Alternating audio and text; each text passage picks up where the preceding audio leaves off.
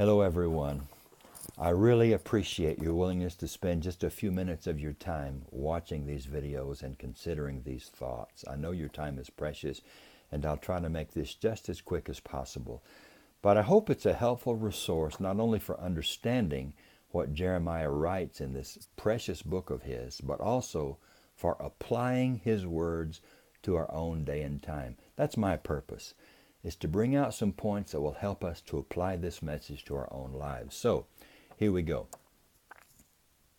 We are reviewing chapter 11, verse 6 through chapter 12, verse 6 today. And the call of chapter 11, verses 1 through 17 is a familiar one to all of us who have been reading Jeremiah. The call is, "Obey my voice."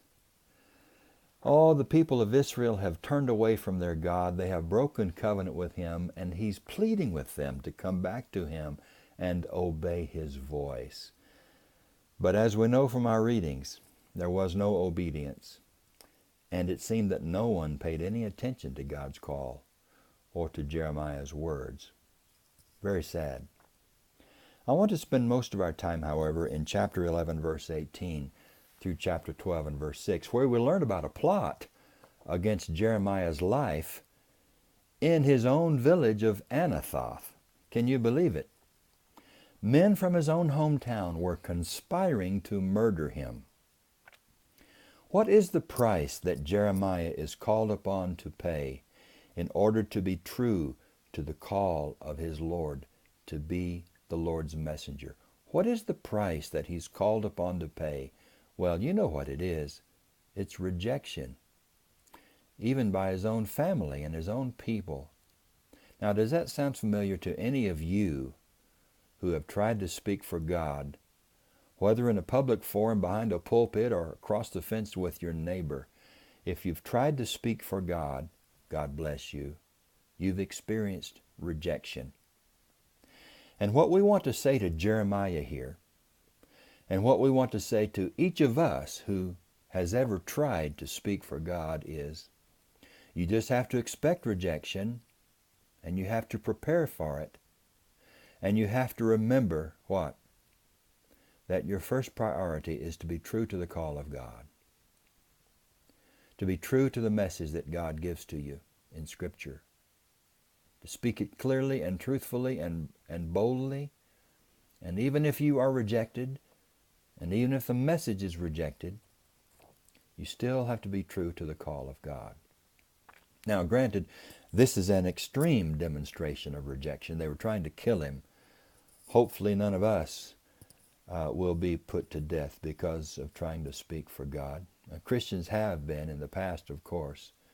But rejection in any of its forms must be expected, and we've got to be true to the Lord. Now, in chapter 12, verses 1 through 6, Jeremiah is going to be thinking about this conspiracy against him. And he's going to be asking questions of God. And actually, he's bringing his complaint to God. He's bringing his case before God. And he's going to ask the age-old question, why do the wicked prosper? Reminds us of the opening lines of Psalm 73, right? Now, Jeremiah is coming before God. He's got this on his mind that his own people are trying to kill him. And here is his complaint to God. Instead of the wicked, who in Jeremiah's mind might well have been punished, it was Jeremiah himself, the man God called, the faithful servant of God, who was suffering. And that just wasn't right. And God knew the whole story, Jeremiah says to God. God knew Jeremiah. God saw him. God knew his heart. God knew of Jeremiah's devotion, and yet he still allowed him to suffer. Jeremiah was the one suffering, not the wicked. And Jeremiah is saying to God, Lord, it just doesn't seem right. I know that you are right, and I know that you are innocent, Lord, but it just doesn't seem right that I'm the one suffering here. Can you relate to Jeremiah? I really liked Becky's prayer on the day that we read this passage together.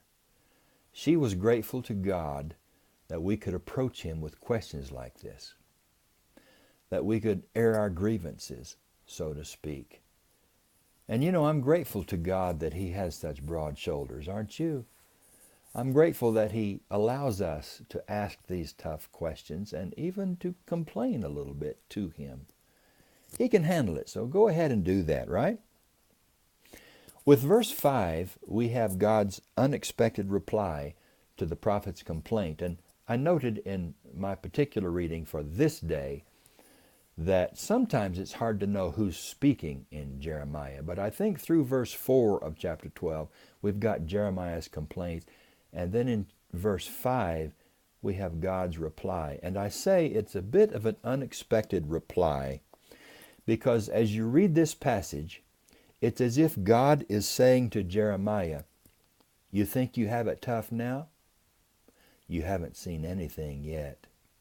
Now that's an unexpected reply, right? We might expect God to sympathize with Jeremiah and to remind him that He's going to be with him and He's going to support him. Instead, the message of the passage seems to be, toughen up, Jeremiah. Hard days are ahead.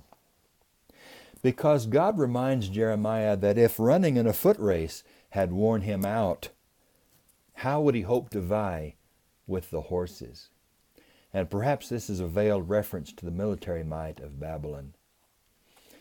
Jeremiah, if you feel this way in a time of peace, how are you going to feel in the thickets of the Jordan? Now what God is telling Jeremiah is, He's warning him to be on his guard, but He's also encouraging him to prepare for more severe trials to come. And let's talk briefly about how we might apply this to ourselves. The message for us would be, keep the faith and keep your courage during times of suffering and toughen up for what lies ahead. I almost hear God telling us here, you've got to develop a toughness about you. You've got to forge ahead. You've got to be willing to continue to speak my words even though you suffer and you suffer through some severe trials. Keep the faith and keep the courage and expect the worst because it's coming. That's a tough message, isn't it?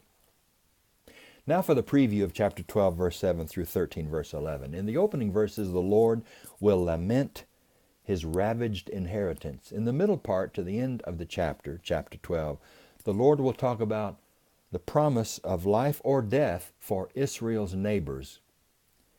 And as we begin chapter 13, verses 1 through 11, we have one of the famous parables in the book of Jeremiah, the symbolic act of the linen underpants. I'll see you in a few days.